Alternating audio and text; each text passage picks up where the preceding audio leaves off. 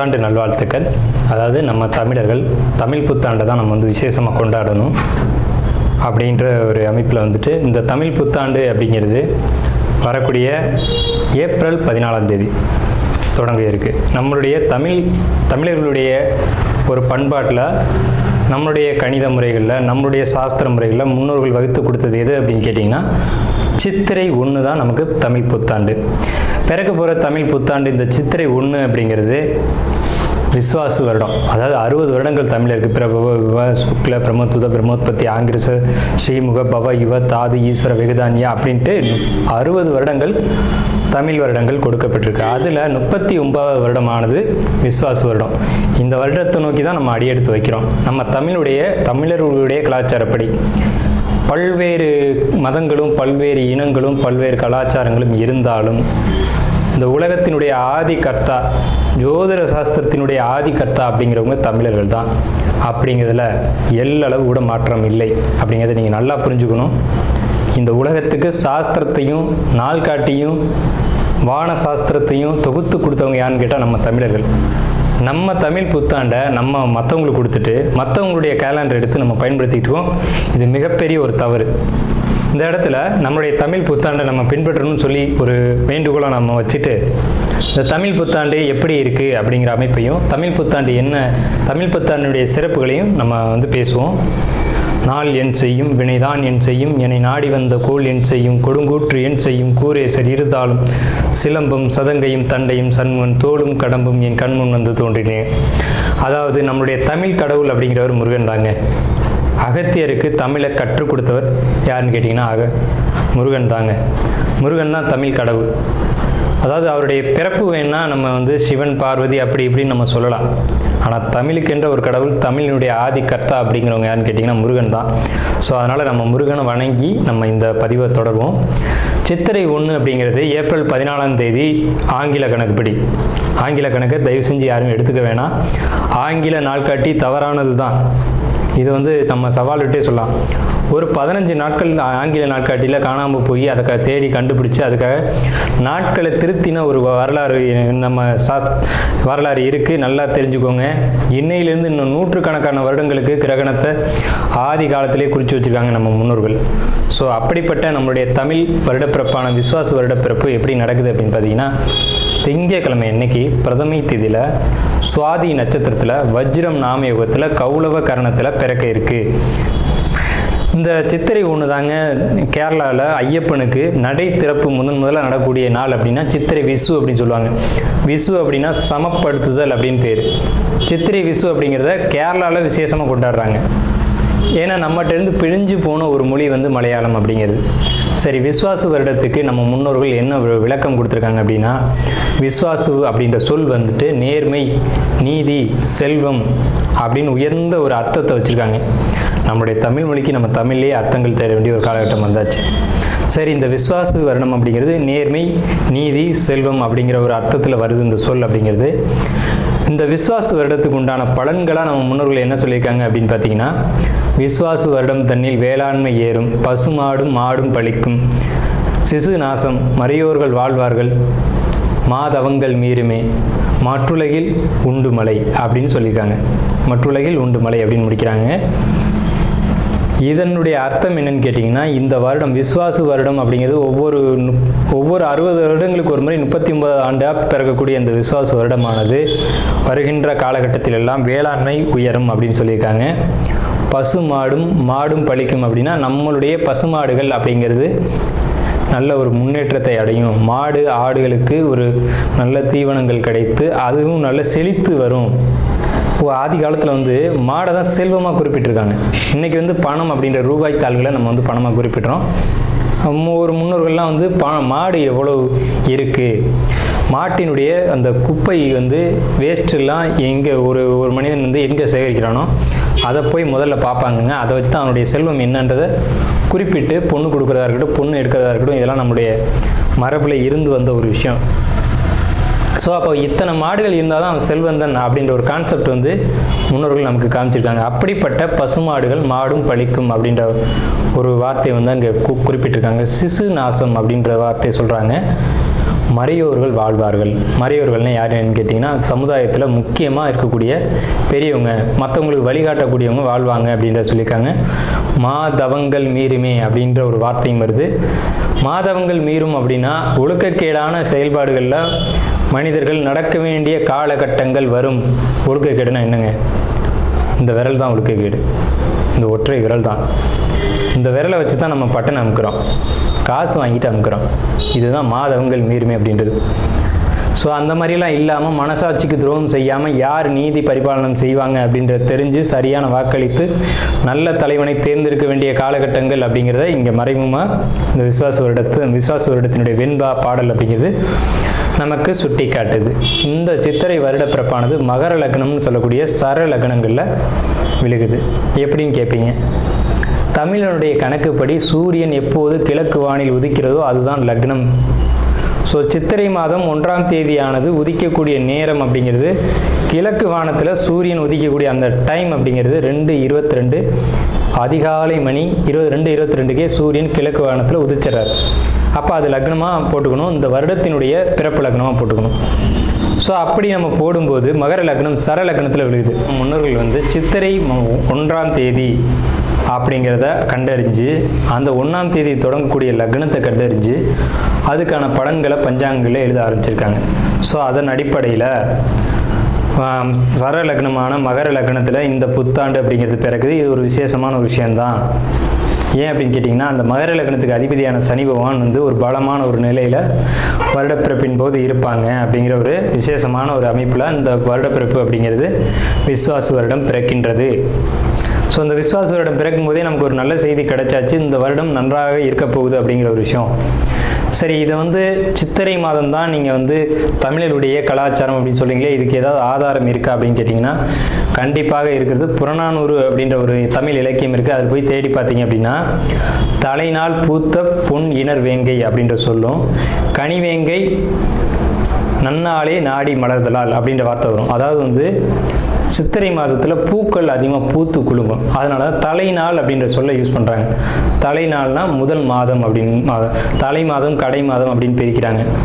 கனிவேங்கை நாடி மலர்தலால், கனிவேங்கை நல்லான் நாடி மலர்தலால், அந்த பூக்கள் பூக்கிறதுனால அந்த கனிவேங்கை மாதம் அப்படிங்கிறதையும் தலைநாள் பூத்த பொன் இணர் வேங்கை அப்படின்ற சொல்லும் புறநானூறு அப்படின்ற இலக்கியத்தில் தமிழ் மாதம் முதல் மாதம் சித்திரை மாதம்ன்ற குறிப்பீடு அங்கே இருக்குது. சரிங்களா? வண்ண மலர்கள் பூத்து குலுங்கக்கூடிய ஒரு பொன்னான மலர்கள், பொன் போன்ற மலர்கள். இன்றைக்கும் கேரளாவில் ஒரு மஞ்சள் நிறத்தில் தங்க நிறத்தில் பூக்கக்கூடிய பூக்களை பறித்து அவங்க விசேஷத்துக்கு சித்திரை 1 அன்னைக்கு கொண்டாடுறாங்க. அவங்க தமிழ் பண்பாடை பின்பற்றுறாங்க அப்படின்றத இதை நீங்கள் தெரிஞ்சுக்கலாம். சரிங்களா? இப்போ இந்த சித்திரைக்கு அதிதேவதை யாருன்னு கேட்டிங்கன்னா மகாவிஷ்ணு.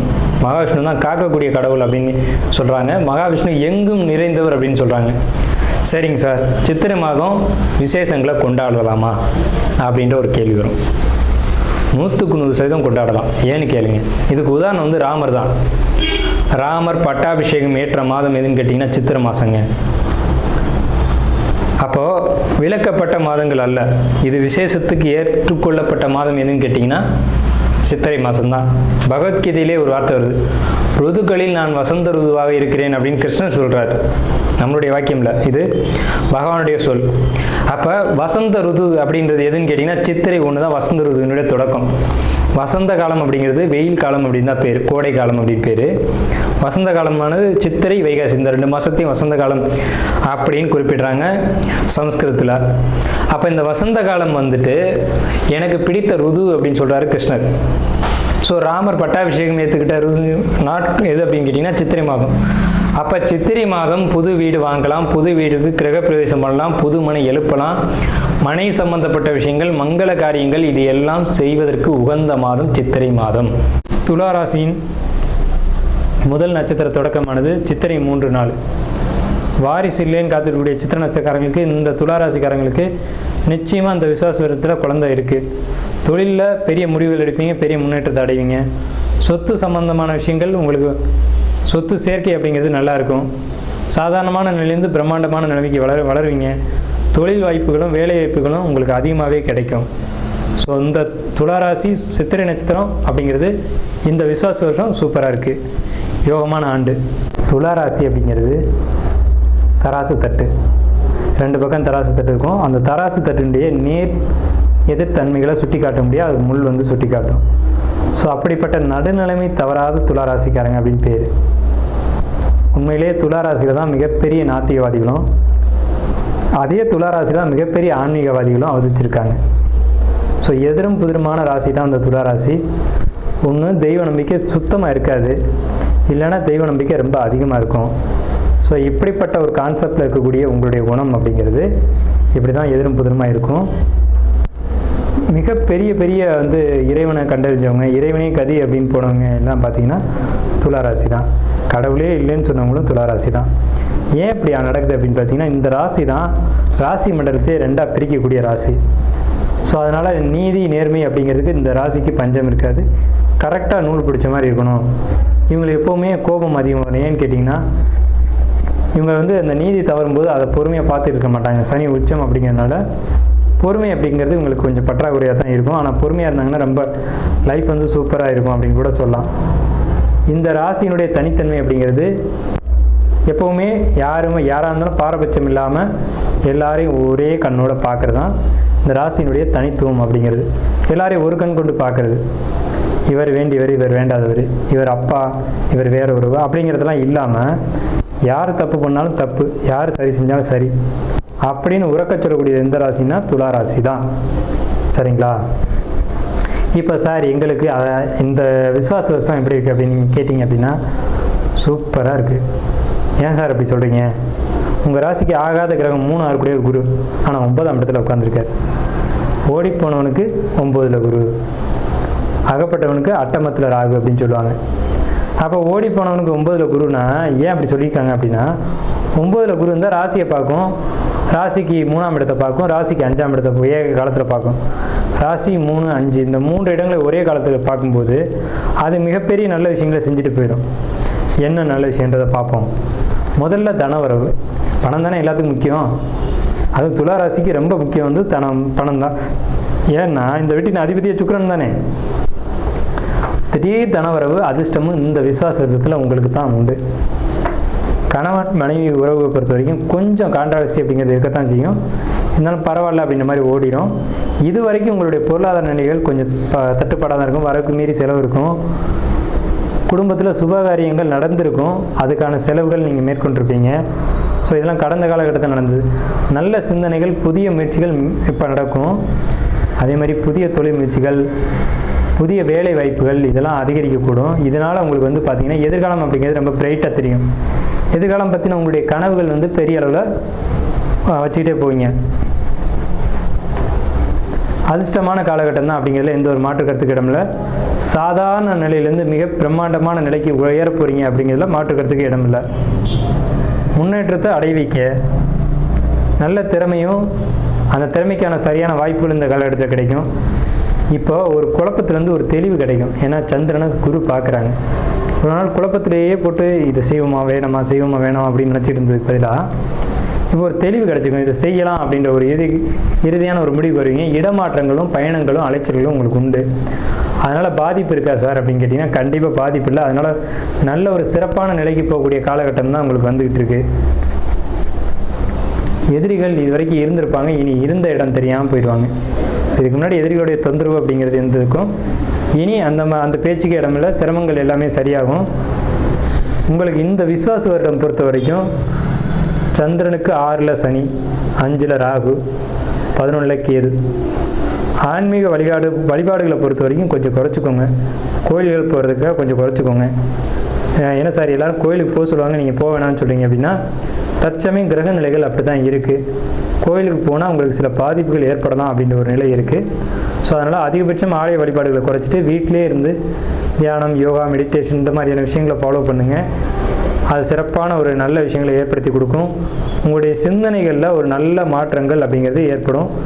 நல்ல ஒரு உடல் ஆரோக்கிய மேம்பாடு. இவ்வளோ நாள் உடம்புல பிரச்சனை இருந்தது சார், அதனால் கவலைப்படுதுன்னு அப்படின்ற ஒரு நிலையை கடந்து இனி உடல்நிலைகளை பொறுத்த வரைக்கும் ஒரு நல்ல ஆரோக்கிய மேம்பாடு அப்படிங்கிறது இருக்கும். உங்களுக்கு வயிறு சம்மந்தப்பட்ட விஷயங்களில் பிரச்சனைகள் ஏற்பட வாய்ப்பு உள்ளது. வயிறு அல்லது அடிவயிறு இது சம்பந்தப்பட்ட பாதிப்புகள், செரிமான கோளாறுகள், குடல் வாழ்வு பிரச்சனைகள் இதெல்லாம் ஏற்படுறதுக்கான ஒரு வாய்ப்புகள் உள்ளது. ஏன்னா 5ல் ராகு 6ல் சனி அப்படின்னா இந்த மாதிரியான தொந்தரவுகளை கொடுக்கும் அப்படின்ற ஒரு அமைப்பு இருக்குது. அதே மாதிரி பாத எரிச்சல், பாதத்தில் தொந்தரவு, காலில் பிரச்சனை, கால் வலி, அந்த மாதிரியான தொந்தரவுகள் வயதானவர்களுக்கு வரக்கூடும். ஸோ இயல்பாக வாலிபத்தில் இருக்கக்கூடியவங்களுக்கு அந்த மாதிரி தொந்தரவுகள் வராது. மாணவர்களை பொறுத்த வரைக்கும் படிப்பில் கவனம் செலுத்த மாட்டீங்க, ஆனால் படிப்பில் கவனம் செலுத்தணும். படிப்பை தவிர்த்து மற்ற எல்லா விஷயங்களையும் கவனம் போகும்.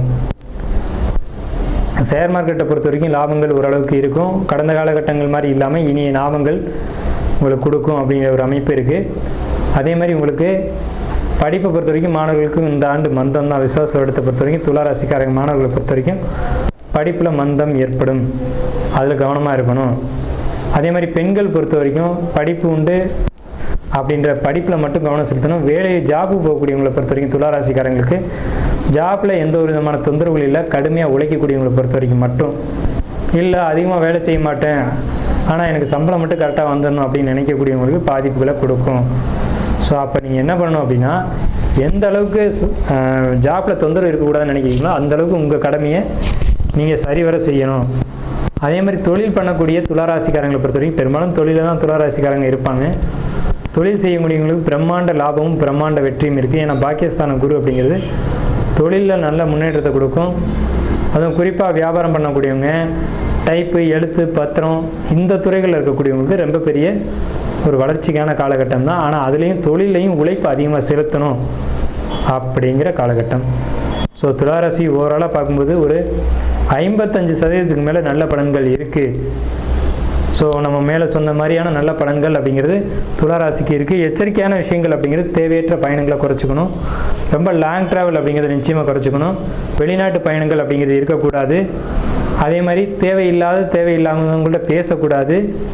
உங்களுக்கு பொறுத்த வரைக்கும் மனசு, இருதயம் அப்படின்ற விஷயங்களை பொறுத்த வரைக்கும் உங்களுக்கு ஹார்ட்டு சம்மந்தப்பட்ட விஷயங்களில், அதே மாதிரி நுரையீரல் இது சம்மந்தமாக பிரச்சனை இருக்கிறவங்க அதில் கொஞ்சம் கேர் எடுத்துக்கணும். ஏன்னா இங்கே பாதிப்புகள் வர்றதுக்கான வாய்ப்புகள் உள்ளது. உணவு பொறுத்த வரைக்கும் வெளியிட உணவுகள் எடுத்துக்க வேண்டாம். அலைச்சல்களை பெரும்பாலும் குறைச்சிங்க. வெளியூர் வெளிநாடு பயணங்கள் வேண்டாம். கணவன் மனைவி உறவை பொறுத்த வரைக்கும் கருத்து வேறுபாடுகள் ஏற்படும். அதை விட்டு கொடுத்து போய் தான் சரி பண்ணணும். கண்டிப்பாக விட்டு கொடுத்து போகல அப்படின்னா இந்த டைமில் உங்களுக்குள்ள சில தொந்தரவுகள் ஏற்படுறதுக்கான வாய்ப்புகள் உள்ளது. ஸோ இது எல்லாத்துக்கும் தீர்வு துளாராசிக்காரங்களாக இருக்கும் பட்சத்தில் அங்கே சுவாதி நட்சத்திரம் இருக்குது. துளாராசிக்காரங்களுக்கு இந்த நெகட்டிவான பலன்கள் சொல்லியிருக்கீங்களே, இதுக்கு பரிகாரம் வேணும் அப்படின்னு கேட்டிங்க அப்படின்னா, ஒன்று லக்ஷ்மி நரசிம்மர் வழிபாடு பண்ணுங்கள். இந்த லக்ஷ்மி நரசிம்மர் தலையில் 5 நாகங்கள் இருக்க மாதிரி ஒரு அமைப்பு இருக்கும். அதனால் லக்ஷ்மி நரசிம்மர் வழிபாடு பண்ணலாம். இல்லை அப்படின்னு சொல்லக்கூடியவங்க தொட்டியமில் திருநாராயணபுரம்னு ஒரு கோயில் இருக்குது. வேதநாராயண பெருமாள் அப்படின்னு அந்த பெருமாளுடைய பேர். அந்த கோயிலை போய் வழிபாடு பண்ணிங்கனாலும் துளாராசிக்கு நெகட்டிவான பலன்கள், துலா லக்னத்துக்கு நடக்க வேண்டிய நெகட்டிவான பலன்கள் அப்படிங்கிறது அந்த ஒரு 40% சொல்லியிருக்கோம் இல்லையா, அது தவிர்க்கப்படும். ஸோ துளாராசிக்கு என்னுடைய வாழ்த்துக்களும் வணக்கங்களும்.